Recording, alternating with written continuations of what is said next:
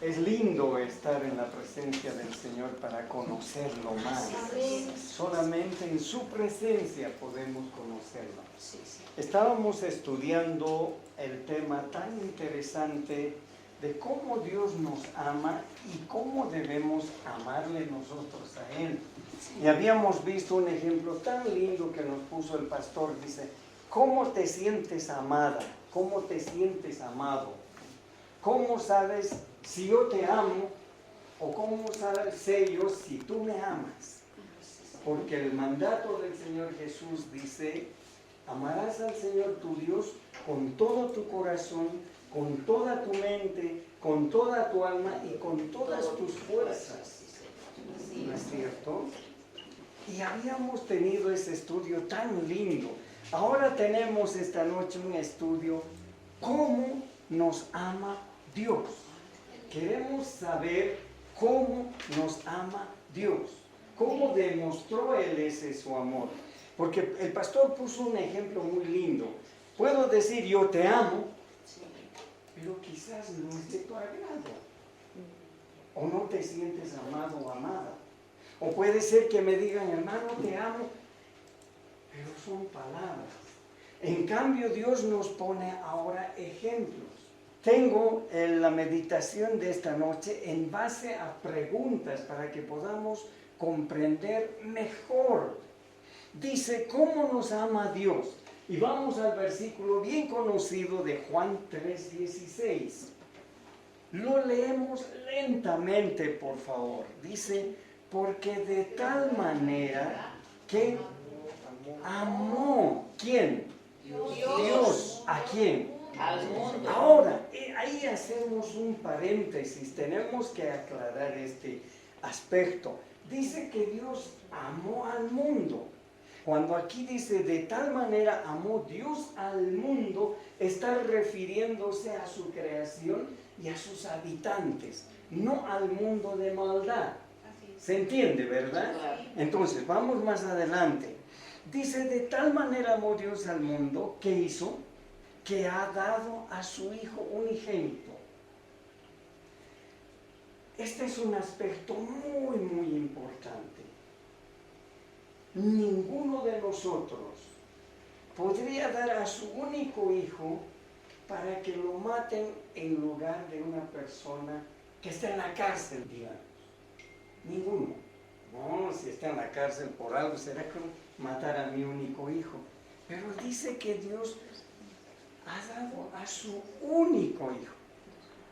¿Para qué? Para que a través de su muerte expiatoria en la cruz, dice, y todo aquel que en él cree no se pierda, mas tenga un premio, tenga vida eterna. ¡Wow! ¡Qué tremendo es esto! Ahora vamos adelante. Dice, ¿cómo nos mostró su amor? ¿Cómo Dios nos mostró su amor? ¿De qué manera? Nos dijo solamente, amo al mundo, amo a las personas, amo a las mujeres, amo a los varones, amo a los niños, aunque lo dijo, ¿no es cierto? El Señor Jesús dice, dejen a los niños que vengan a mí y no se lo impidan, porque de ellos es el reino de los cielos. Pero tenemos que ver ahora un poco más ampliamente cómo es que Dios nos mostró su amor. Vamos al libro de Filipenses, a la carta de Filipenses, el capítulo 2 y el verso 6. Dice, el cual siendo en forma de Dios, no estimó ser igual a Dios como cosa a que aferrarse. Aclaramos un momento esta parte, igual. ¿Qué está queriendo decir aquí? Que siendo en forma de Dios y siendo igual a Dios, no estimó cosa a que aferrarse. ¿De quién está hablando? Del Señor Jesús. ¿Y por qué está diciendo igual a Dios? Porque si ustedes recuerdan el primer versículo de Génesis, dice, en el principio creó Dios los cielos y la tierra. Y vamos al primer versículo del Evangelio según San Juan, dice, en el principio era el verbo. Y el verbo era con Dios y el Verbo era Dios. Está hablando del Señor Jesús, que es Dios. Por esa razón dice, no estimó el ser igual a Dios como cosa a que aferrarse. No dijo, por favor no me maten en la cruz porque yo soy Dios. No. Y vamos más adelante y sigue, dice, sino que se despojó a sí mismo tomando forma de siervo, hecho semejante a los hombres. Cuando leemos la profecía desde el Génesis, me refiero a la profecía del Señor Jesucristo, desde el Génesis va bajando hasta el nacimiento mismo del Señor Jesús. Al comenzar estos temas, habíamos visto cómo María quedó embarazada sin conocer varón. Y aquí está diciendo, hecho semejante a los hombres. ¿Qué dice en ese lugar? Dice, y aquel verbo fue hecho carne. Y vimos, dice, su gloria como del unigénito del Padre, que lleno de gracia y de verdad. Amén. Y él dijo, yo soy el camino, la verdad y la vida. Él es Dios, Él es amor. Y vamos más adelante, verso 8. Y estando en la condición de hombre, se humilló a sí mismo, haciéndose obediente hasta la muerte y muerte de cruz. Un poquito llegaremos a ese lugar antes de la muerte.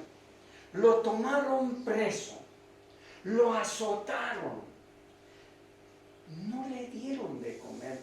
Por lo menos la Biblia no dice que le dieron de comer. Estaba preso, se burlaban, lo pateaban, dicen, le daban de puñetazos. Conste que no eran niños los que le daban de puñetazos, eran soldados romanos. Y los soldados romanos pues no acarician con la mano.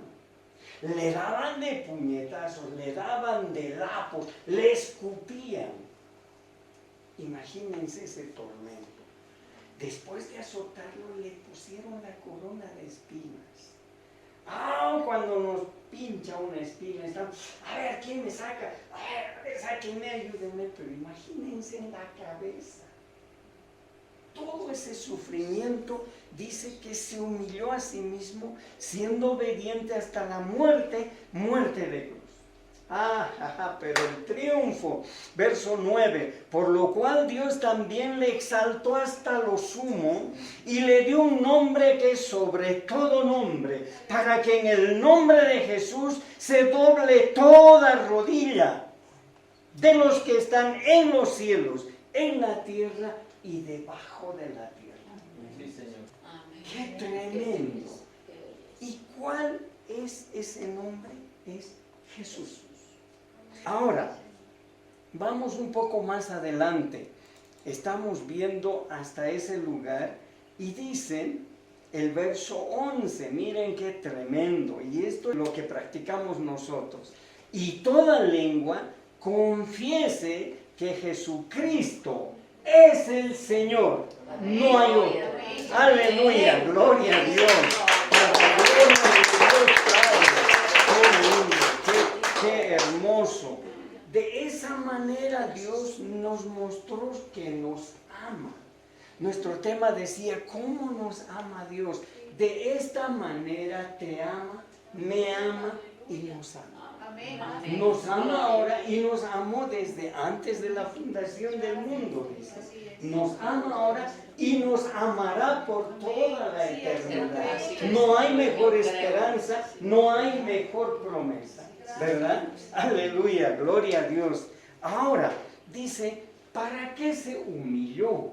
Viene la pregunta. Y la respuesta vuelve al capítulo de Juan 3:16, que dice, para que todo aquel que en él cree no se pierda, mas tenga vida eterna. Esta palabrita más en nuestro lenguaje, cuando no tiene tilde, quiere decir, pero tenga vida eterna. ¿Creemos? ¿Crees? ¡Qué lindo! Ahora viene otra pregunta, dice, ¿cómo tener esa vida eterna? ¿Qué debemos hacer nosotros para tener esa vida eterna. Nos vamos a la carta del apóstol Pablo a los Efesios, el capítulo 1 y específicamente el verso 13. Dice, en él también vosotros, ¿se acuerdan? Nuestro pastor hizo la diferencia de nosotros, los judíos, ahora está viniendo a vosotros, que somos nosotros. En él también vosotros, habiendo oído la palabra de verdad. ¿Y qué es la palabra de verdad? ¿Qué es la palabra de verdad? La Biblia lo declara. Dice, el evangelio de vuestra salvación. Amén. Qué tremendo. Nadie puede discutir qué es la palabra de verdad. ¿Quién tiene la verdad? ¿Quién es la verdad? Aquí dice el evangelio de vuestra salvación, el Señor Jesucristo. Y habiendo creído en él, miren, fuisteis sellados con el Espíritu Santo de la promesa. Así es, amén. Generalmente en los colegios, cuando compramos material para nuestros niños, un libro, ¿qué hacemos? Digamos, son 32 estudiantes. Le ponemos nombre. Le ponemos el nombre. ¿Para qué? Para identificar. Para que no se pierda. Hermanita, tú sabes eso. Siempre el nombre para identificar que no se pierda. Además, ¿qué señala el nombre? O el sello. Propiedad, para que no se pierda. Entonces dicen, y habiendo creído en él, fuisteis sellados, pero no con un bolígrafo o un sello, sino dice, con el Espíritu Santo. Así es, gracias. Gloria a Dios. Amén, aleluya, Amén. gloria a Dios. Amén. Ahora tenemos que curiosear un poco más. ¿Qué es ese sello? Tenemos que saber qué es el sello. Vamos más adelante y entramos a Efesios capítulo 1, verso 14. Miren lo que dice, que es las arras de nuestra herencia hasta la redención de la posesión adquirida para la alabanza de su gloria. ¿Qué es arras? En este tiempo parece que ya no lo utilizan más, pero es algo como que la hermana Benita tiene un lote y quiere vender y dice $10,000. Yo le digo, hermanita, tengo 1,000. Hacemos un documento, a eso se llama arras. Ahora viene otra persona y le dice, doña Mena, yo le pago 20,000.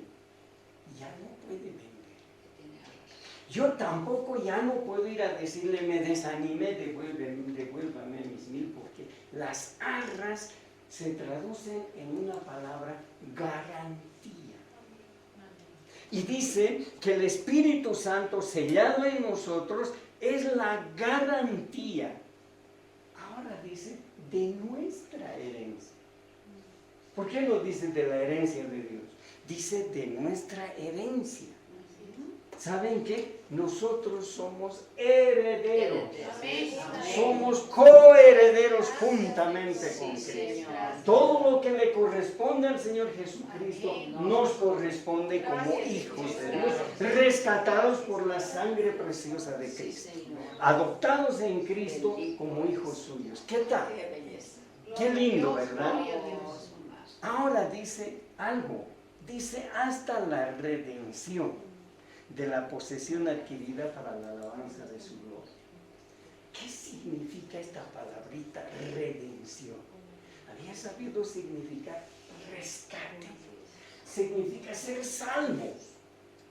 Un día, nuestro Señor Jesús, con voz de mando, con voz de arcángel y con trompeta de Dios, descenderá de los cielos y los muertos en Cristo resucitarán primero. Serán sacados, serán salvados de esa opresión. Y luego nosotros los que vivimos, dice, seremos arrebatados juntamente con ellos para recibir al Señor en el aire. Aleluya, gloria a Dios. Tremenda promesa, bendita esperanza. ¿Verdad? Entonces, eso es lo que está diciendo la palabra redención. Hasta la redención de la posesión adquirida. ¿Se acuerdan ustedes que dice que el Señor Jesús nos compró?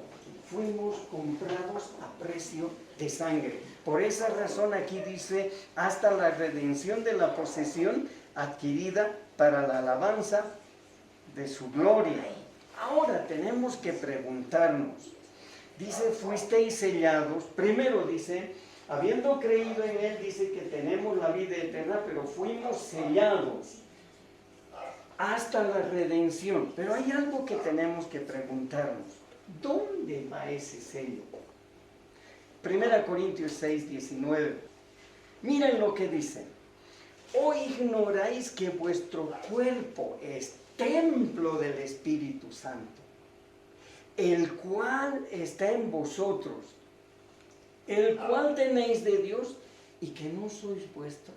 Miren, yo pecador, acepto al Señor Jesús como mi Salvador. En el instante soy adoptado hijo de Dios y soy sellado por el Espíritu Santo que viene a vivir dentro de mí. Así es. Entonces, soy templo del Espíritu Santo. No soy ya, por esa razón somos tan diferentes de los que no tienen la promesa. Somos hijos de Dios. Debemos asumir esta verdad. Qué tremendo.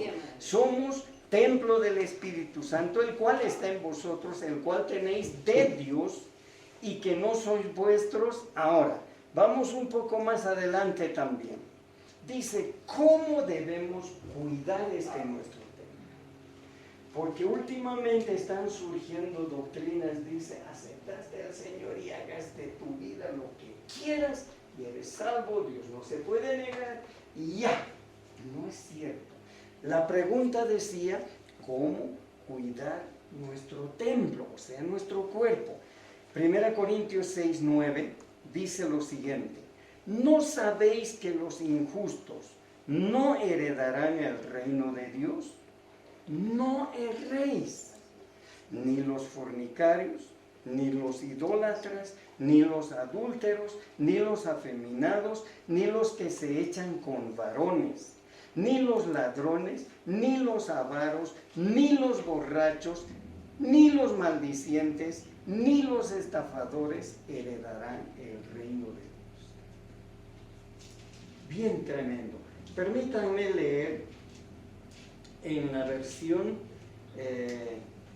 Dios habla hoy. Dice lo siguiente. ¿No saben ustedes que los que cometen injusticias no tendrán parte en el reino de Dios? No se dejen engañar, pues en el reino de Dios no tendrán parte los que se entregan a la prostitución, ni los idólatras, ni los que cometen adulterio, ni los afeminados, ni los homosexuales, ni los borrachos, ni los maldicientes, ni los ladrones. Termina. No es mi concepto, no es concepto de nuestra congregación, es palabra de Dios. Amén. Entonces, debemos cuidarnos de caer en esto porque somos templo del Espíritu Santo. Dios mismo vive dentro de nosotros. Y lo estoy leyendo a través de la Biblia. No es un concepto, me parece que, o alguien me dijo que, no. Es Dios mismo que está diciendo esto. Entonces debemos cuidar nuestro templo porque el Espíritu Santo vive dentro de nosotros. Ahora, estábamos en esa condición. En alguno de estos pecados estábamos. Pero ahora miren lo que dice 1 Corintios 6, 11. ¿Por qué debemos cuidar nuestro templo? Y esto erais algunos, mas ya habéis sido lavados. Así es. Se entiende perfectamente. Gracias. Ya habéis sido santificados. Ya habéis sido justificados. Gracias, Señor. En el nombre del Señor Jesús y por el Espíritu de Gracias, nuestro Señor. Dios. Tenemos que aclarar, ¿qué quiere decir lavados? ¿Qué dice 1 Juan 1:9? Que si confesamos nuestros pecados, Él es fiel y justo para limpiarnos de toda maldad. Eso es ser lavado. Ahora, vamos aclarando el otro, santificados. Cuando leemos la carta a los Corintios, la primera, la segunda, Efesios, Gálatas, etc., si ustedes miran el primer versículo, dice, a los santos, somos santos. Amén. ¿Qué quiere decir santo? Quiere decir apartado para Dios a través del sello que Él le puso, que es el Espíritu Santo que está dentro de nosotros. ¡Aleluya! ¡Gloria a Dios! Gracias, Señor. Gracias, bendito Dios. Esa es la santificación. Y la otra palabra dice justificados. ¿Qué dice en la carta a los romanos? Justificados, dice, tenemos paz para con Dios. Ya no somos pecadores. Podríamos caer en un pecado, pero le pedimos perdón a nuestro Dios y nos perdona. Así es. ¿No es cierto? Entonces, justificados pues por la fe tenemos paz para con Dios. Justificado quiere decir, nos declara justos. Ya no somos pecadores, nos declara justos. Podríamos caer, pero no en base a eso caeremos constantemente, porque ya sería práctica del pecado. El que practica el pecado, 1 Juan 3:8 dice, el que practica el pecado es del diablo. Qué tremendo, pero una caída. Ahora, no estoy dando libertad que caigamos, cuidémonos, porque el mismo apóstol Pablo dice, el que está firme, mire que no cae. ¿No es cierto? Vamos más adelante. Justificados en el nombre del Señor Jesús y por el Espíritu de nuestro Dios. Ahora, viene una última parte y dice, entonces, ¿cómo debemos vivir siendo hijos de Dios? Ya que nos mostró su grande amor, su infinito amor, su misericordia, el perdón de nuestros pecados, su gracia. Ahora, ¿cómo debemos vivir nosotros? Ya entendimos cómo nos amó Él hasta la muerte y muerte de cruz. Ahora, ¿cómo debemos vivir nosotros? Porque somos hijos de Él. Está en 1 Corintios, ya lo habíamos leído 6:20, pero la última parte. Miren lo que dice. Porque habéis sido comprados por precio. Así es. ¿Qué significa esto que fuimos comprados por precio? Habíamos hecho un breve repaso de cómo sufrió el Señor Jesús. ¿Cómo es que le clavaron? ¿Saben? No fueron unos clavitos de este tamaño, no fueron unos clavos así de grandes que rompían la mano y atravesaban el tronco y atrás la punta tenía que ser doblada para que no se salga. Y los pies, uno sobre otro fue clavado. Y coronado de espinas, tanto sufrimiento. Ahora dice, porque habéis sido comprados por precio. Él tuvo que sufrir. Nadie puede sufrir como Él, ni sufrió antes, ni sufrirá al futuro. Dice, porque habéis sido comprados por precio, glorificad pues a Dios en vuestro cuerpo y en vuestro espíritu, los cuales son de Dios. Amén. ¿Qué tal? Glorificad pues a Dios en vuestro cuerpo, en vuestro espíritu, los cuales son de Dios. Alguien puede levantar la mano y decirme, hermano, ¿qué es glorificar? Son palabras técnicas que utiliza. Dice, ¿qué es glorificar? O cómo glorificar a Dios en nosotros. Lucas 10:27, de ahí comenzó nuestro pastor, si se acuerdan. Dice, amarás al Señor tu Dios con todo tu corazón, con toda tu alma y con todas tus fuerzas y con toda tu mente y a tu prójimo como a ti mismo. Así es, amén. Esa es la forma que debemos vivir para dar gloria, para glorificar. ¿Qué es glorificar? Es alabar, es adorar, es obedecer lo que Dios manda. Principalmente.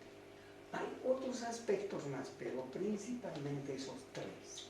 Alabar, glorificar, obedecer, Adorar. amar, adorar. Amén. Adorar había sido esto de vivir, de demostrar que amamos a Dios con nuestra mente, con nuestro corazón, nuestra alma y con todas nuestras fuerzas. Amén. Eso es adorar. Amén. Entonces, amados hermanos, gracias. Demos a Dios en este momento, inclinando nuestras cabezas por tan linda palabra que nos da. Amado y bendito Padre, te damos gracias porque en tu infinito amor tú nos amaste desde antes de la fundación del mundo. Nos amaste, nos amas y nos amarás por toda la eternidad. Te alabamos, te bendecimos, te agradecemos, te damos toda la gloria, toda la honra. Gracias, bendito Dios, gracias. Encomendamos nuestros cuerpos, nuestras almas, nuestros espíritus para amarte más, para conocerte más y para ser más obedientes a ti y cumplir el propósito de preparar el camino para la venida de nuestro Señor Jesucristo.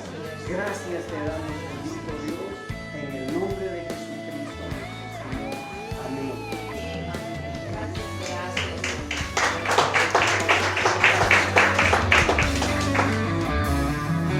Siendo así, pobre pecador, Dios me ama. Siendo imperfecto, aún sin merecerlo, Dios me ama.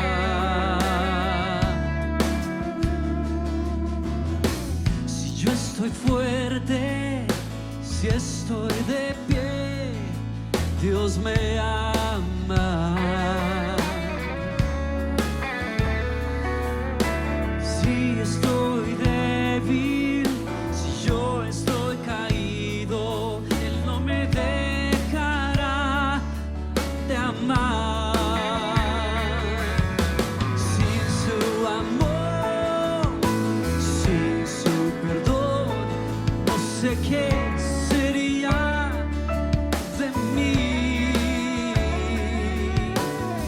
Dios me amó tanto que dio a su Hijo para morir en mi lugar. Dios me ama y su amor es tan grande, incondicional. Dios me ama y siempre está con sus brazos abiertos a mí. Y Él está sempre.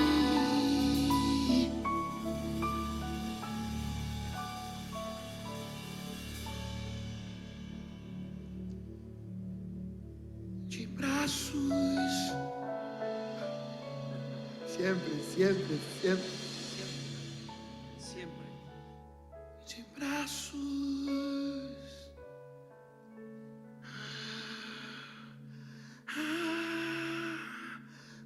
abertos.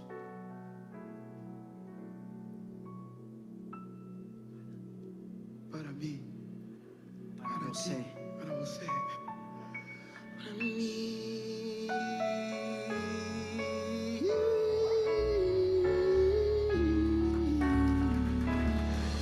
Sea llenos